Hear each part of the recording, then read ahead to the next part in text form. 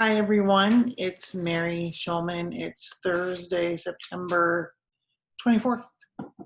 I hope you're all having a great week and that you enjoyed my furlough file. I posted last night because I sure had fun making it. I think I'm going to change the furlough file name and make it Faith Files. Yeah, it's right. Okay. So I need to say a little more on this. I know, or I've known for the last, I would say at least a year or so, maybe a little longer, that I am meant to share the love of Jesus with the world, but not in a traditional way, not in a way that's ever been done before. And I am a little scared about it, to be honest, because I don't know what that looks like. Although I did get a little direction on it today that I kind of wanted to share with everyone. So I know that I've shared with the viewers that, and my friends and family, that I used to be afraid to drive. And not always. It happened probably 5 or 6, 7, 8, 10, probably about 10 years ago. Dave thinks it was after from being in an accident that was pretty severe.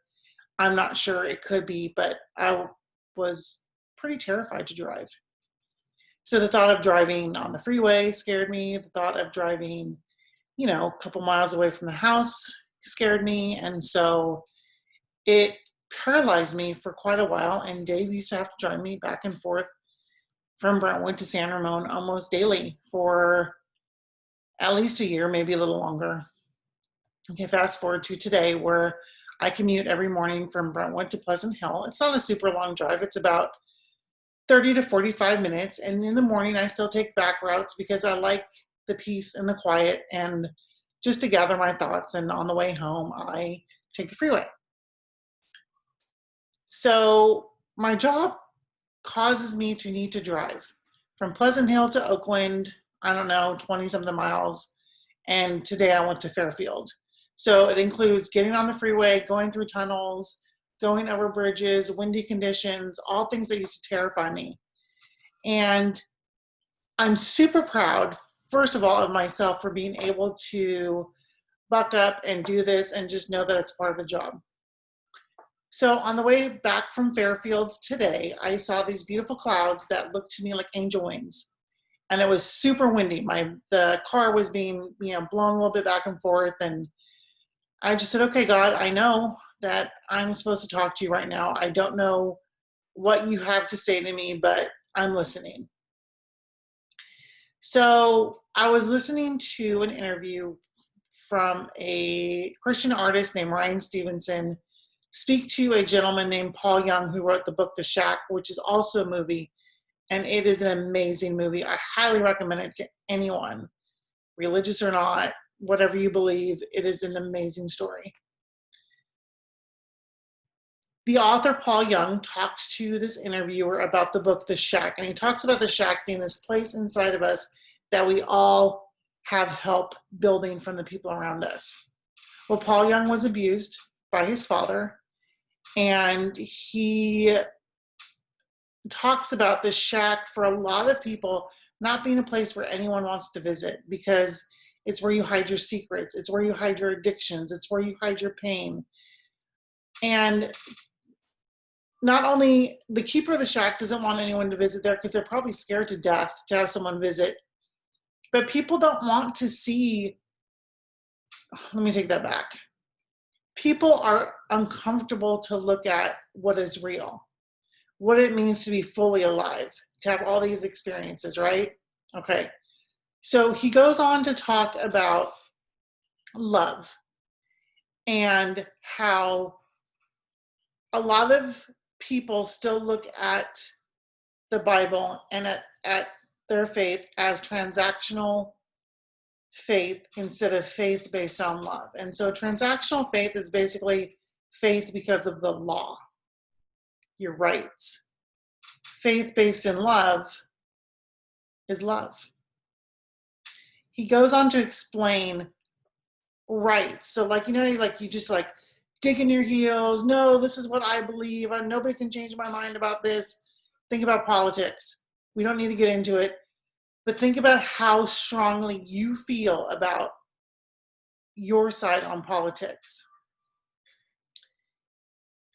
He calls them rights. There are rights. What he says is rights are where love begins to die.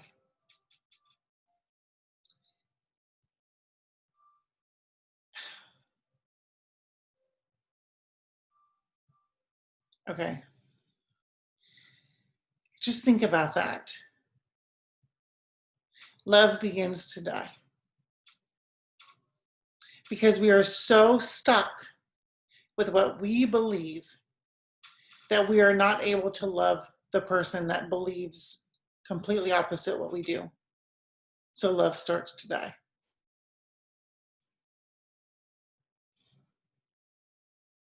If you just go with the idea of love, loving your neighbor as yourself, he talks about this and he says the reason why we're so divided as a country is because we're so divided on the inside. Because so many of us don't believe that we are worthy of this love because we've been looking at it based in law instead of being based in love. He says it shouldn't be human rights, it should be human obligations. We should be obligated to treat each other with respect and with kindness and with compassion, no matter who it is. It's really easy to do when it's on someone on the same side of the fence or on the same camp as we are, right? But it's talking about loving everyone as we love ourselves. So if we're not loving other people and we're judging them, we need to look at what's going on inside of ourselves. He also talked about how he believes that God comes in to heal the parts of us that doesn't make us whole and fully alive, experiencing the love that is available for us. He says you cannot heal what is still covered up. And that goes along with, in order to heal it, you need to feel it. I have a huge issue with this. I have a hard time getting with my feelings unless it's being pissed off or being so incredibly happy. I have a hard time with grief. I have a hard time with crying.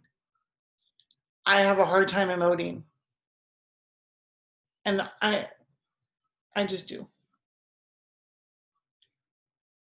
So I think that the way that I am supposed to teach people about Jesus is to teach people about love.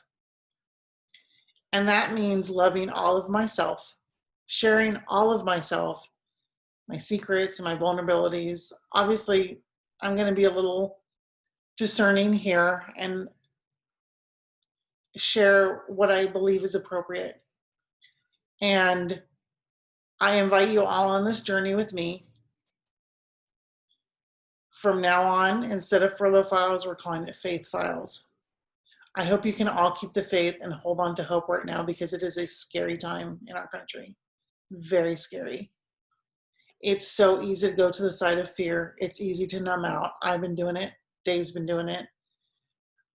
People at work have been doing it. Because when you look at the fear and the shame and the guilt, it's a lot. There's a lot going on.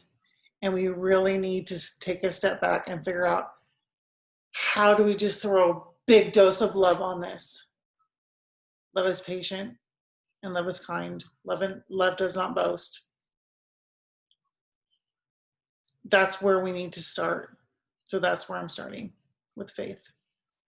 I love all of you. I really do. And we will talk to you soon. Thank you for listening. Bye.